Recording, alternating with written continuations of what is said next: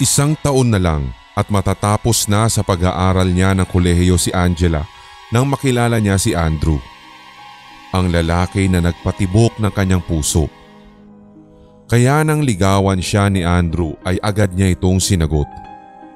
Dahil sa labis na pagmamahal ni Angela kay Andrew, isinuko na rin niya rito ang bataan.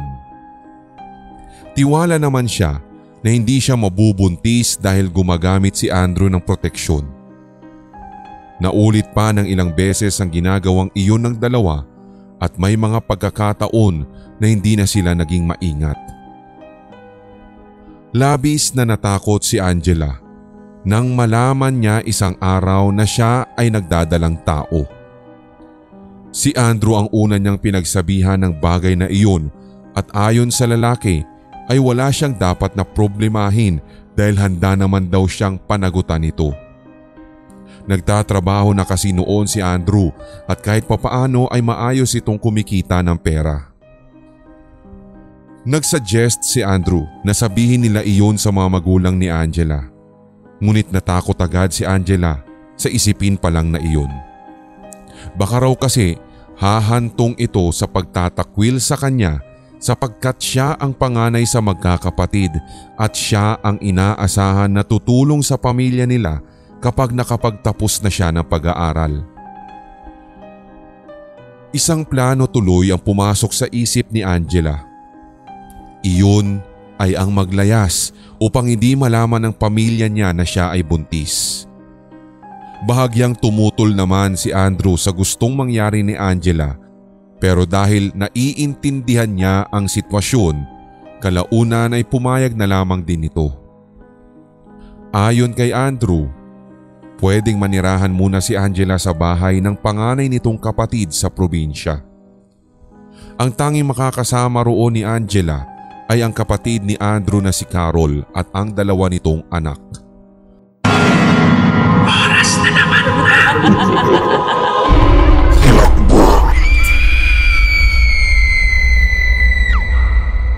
Naging matagumpay ang paglalayas ni Angela.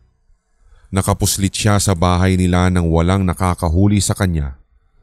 Inihatid siya ni Andrew sa bahay ng ate nito at sumakay pa nga sila ng barko upang makarating doon.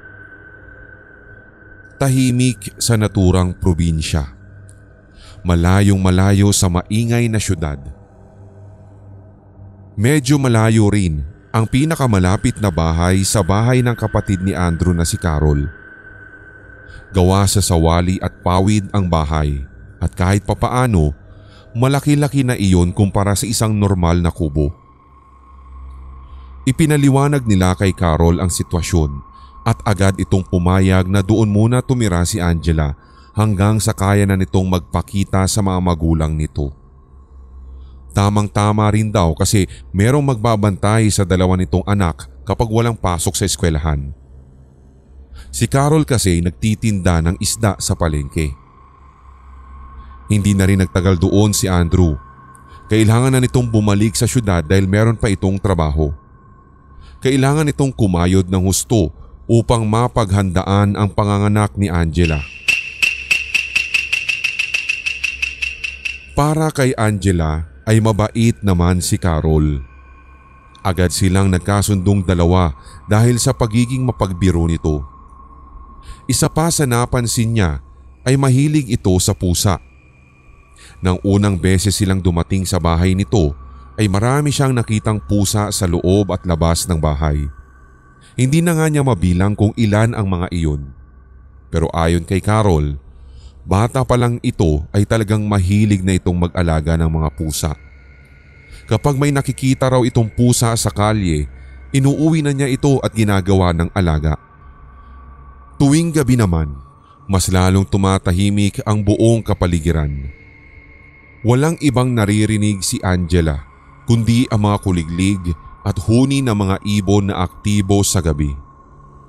Sa may sala siya natutulog. Naglalatag lamang siya ng karton at banig. Hindi man siya sanay sa ganoon pero wala kasi siyang choice. Tuwing Sabado ay nagpapadala ng pera si Andrew sa kanya na kiniklaim pa ni Carol sa bayan. Naging mabilis ang paglaki ng tiyan ni Angela. Kahit papaano ay nagkakaroon na rin siya ng mga kaibigan sa lugar na iyon. Isa sa mga malimit niyang nakakausap ay ang kumare ni Carol na si Aling Rona na siyang pinakamalapit na bahay sa bahay ni Carol. Meron itong telebisyon kaya tuwing tanghali o gabi ay naroroon siya para makipanood ng mga palabas. Angela, malaki-laki na pala ang tiyan mo. Pero ito mag-iingat ka lagi. Mainit sa mata ng mga aswang ang kagaya mong buntis. Minsan ay paalala ni Aling Rona kay Angela. Aswang? Totoo pa ba yung ganun? Hindi po ba mga panakot lang yun sa mga bata? Natatawang turan ni Angela. Aba, huwag mo tinatawa-tawanan yan. Totoo ang mga aswang. Noong buntis ako, alam mo bang muntik na rin ako mabiktima ng tiktik? Ayon pa kay Aling Rona, merong aswang sa lugar nila. Kaya kapag may buntis, ay nagdodoble ingat ang mga iyon. Itinanong ni Angela kay Carol ang tungkol sa bagay na iyon at ayon dito ay naririnig din nito ang mga kwento ng aswang sa lugar nila pero wala itong personal experience sa mga nakita o kaya naman ay mga naka-engkwentro mismo ng aswang. Ngunit mas makabubuti na nga raw kung mag-iingat siya kaysa magsisi sa bandang huli. Hindi iyon sineryoso ni Angela. Parang ang tinatawanan lang niyang tungkol sa bagay na yun. Nanindigan siya sa kanyang sarili na ang aswang ay kathang isip lamang. Dahil na rin siguro ay lumaki siya sa syudad kaya ganoon na lamang katindi ang kanyang paniniwala. Isa sa mga naging libangan ni Angela ay ang pag-aalaga din ng napakaraming pusa ni Carol. Kung tutuusin na hindi talaga siya mahilig sa hayop, ngunit nagbago iyon nang tumira siya sa bahay ng kapatid ni Andrew. Gustong-gusto na niya yung pagiging malambing ng mga pusa, lalo na ng itim na pusa na palaging nakasunod kung nasaan siya. Siya na rin ang nagpapakain sa mga pusa para makabawas na rin sa gawain ni Carol. Nahihiya kasi siya na wala siyang ginagawa habang libre naman siyang nakatira roon. Sa lahat ng pusa ni Carol ay yung itim na pusa ang pinakapaborito niya. Ayon kay Carol, Uling ang pangalan ng pusa na iyon dahil sa kulay nito. May isa pang itim na pusa si Carol pero hindi iyon kasing lambing ni Uling. Kung minsan pa nga ay tumatabi pa si Uling kay Angela kapag nakahiga siya sa sala. Yun ay madalas na nangyayari kapag nagsisiesta rin siya ng tanghali. Sumasampa pa nga ito sa tiyan niya at palaging ikinukuskus ng pusa ang mukha niya sa malaking umbok ng tiyan ni Angela. Hinahayaan lamang ni Angela ang pusa dahil alam niya na paraan lamang nito iyon ng paglalambing. Isang gabi, matapos maghapunan ni na Angela ay inihanda na niya ang pagkain ng mga pusa. Sa may harapan ng bahay niya pinapakain ang mga alaga ni Carol. Sa tagal na rin niya roon ay nabilang na niya kung ilan ang mga pusa na nasa bahay na iyon. Lahat ay 13. Habang kumakain ang mga pusa ay binilang ni Carol ang mga ito at nalaman niya na merong nawawalang isa. Sa kasamaang palad ay si Uling pa ang nawawala sa mga pusa. Kaya kinabahan si Angela dahil iyon ang unang beses na nagkulang ang mga pusa ni Carol. Kung kaya't, "Ate, nawawala si Uling. Alam naman nun na kapag ganitong oras ay kakain na siya pero wala pa rin eh." Matindi ang pag-aalala ni Angela. Maging si Carol ay kinabahan sa sinabi ni Angela.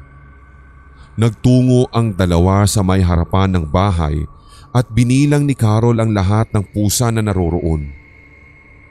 Anong nawawala si Uling? Ayun siya oh! Sabay turo ng natatawang si Carol sa isang itim na pusa na abala sa pagkain. Hindi yan si Uling ate. Itim na itim ang kulay ni Uling, di ba? Turan ni Angela. Angela, si Uling yan. Isa lang ang itim na pusa ko, ano ka ba? Ano bang sinasabi mo? Kahit si Carol ay bahagyang naguguluhan na rin. Ha? Hindi ba dalawa yung pusang itim mo ate? Nanlalamig na tanong ni Angela.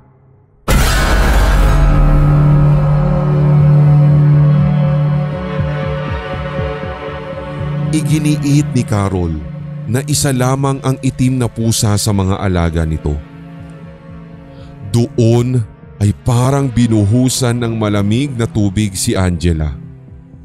Lalo pa at nang sabihin ni Carol na may hinala ito na isang aswang, ang isa pang pusang itim na inakala ni Angela ay si Uling. Sinabi tuloy ni Angela na may isang pusang itim na palaging nasa tabi niya at kung minsan pa nga ay sumasampa sa tiyan niya sa tuwing siya ay nagsisiesta sa tanghalian. Sa takot ni Carol na baka may kung anumang nangyari na sa dinadala ni Angela ay agad nitong sinamahan ang babae sa ospital para makapagpa-check up. Pero sa awa ng Diyos, maayos naman daw ang kalagayan ng dinadala ni Angela. Isang gabi, habang pinapakain ni Angela ang mga pusa ay may nakita siyang itim na pusa na papalapit. Alam niya na iyon ang pusa na inakala niyang si Uling, kung kaya't, "Ate, nandito yung isang pusang itim!" Malakas na sigaw ni Angela. Agad na lumabas si Carol at nagulat si Angela dahil may dala-dala na itong itak. "Lumayas ka rito, aswang ka! Subukan mo pang bumalik dahil tatagain talaga kita ng paulit-ulit!" Matapang na sigaw ni Carol sa pusa. Tila naintindihan ng pusa ang pagbabanta ni Carol kung kaya't mabilis itong tumakbo paalis. Nang gabi ring iyon, habang mahimbing na natutulog si Angela at ginising siya ni Carol, sumenyas ito na huwag siyang maingay.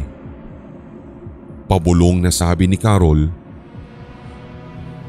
"Doon ka na matulog sa kwarto ko. Hindi ka ligtas dito." Bakit naman ate? "May aswang. Nasa bubong. Pakinggan mong mabuti." Tugon ni Carol. Labis na kinilabutan si Angela nang may narinig siyang kaluskos sa gawing bubong na sinasabayan ng mabagal na paghingal. Nagmamadali silang nagpunta sa kwarto ni Carol at doon na nga natulog si Angela. Bago pa manganak si Angela ay dumating si Andrew sa bahay ni Carol kasama ang nanay ni Angela. Iyon pala ay kinausap ni Andrew ang pamilya ni Angela at sinabi ang tunay na nangyari sa kanya. Walang galit na natanggap si Angela sa mga magulang niya. Bagkus ay tinanggap na lamang nito ang pagbubuntis niya kahit hindi pa man ito nakakatapos ng kanyang pag-aaral. Bumalik na rin sa syudad si Angela at kahit papaano ay nakahinga na siya ng maluwag dahil nakalayo na siya sa lugar na malaki ang tsansang manganib ang buhay niya, lalong-lalo na ng kanyang anak. Dahil doon, nagbago ang paniniwala niya patungkol sa mga aswang.